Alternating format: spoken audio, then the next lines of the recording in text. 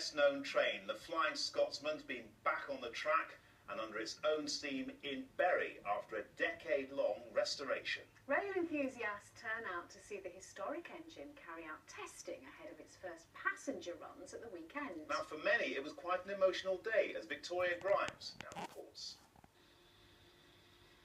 It's the most famous locomotive in the world, an icon of engine power, and this morning it steamed into Bury.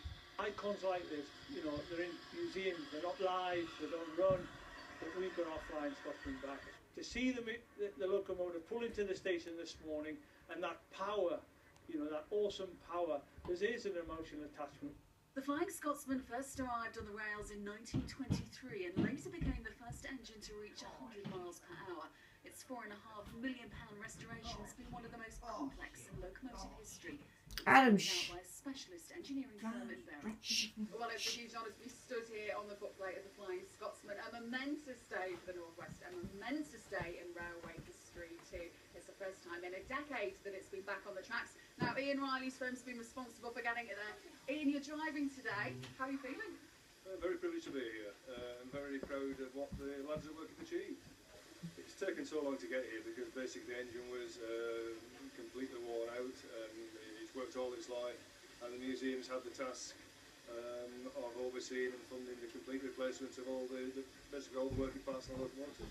The engine was welcomed by train enthusiasts from far and wide, including 3 generations of the Maudsley family.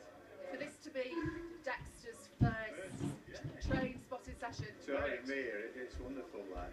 For me, it's all them years of weekends. I stood there freezing cold following this man around. And I think finally it's this guy's turn now. My hair on the back of my neck is standing on end at this very moment.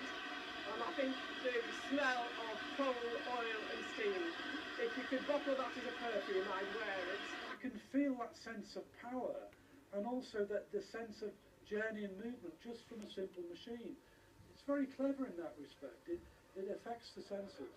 Amongst the fans, actor Robson Green, who's been following the engine for a year for an ITV documentary. I mean, it's a colossus of engineering. It's beautiful, and this story, the rebuild and rebirth of this legend, is something that I think we as a nation should be really proud of.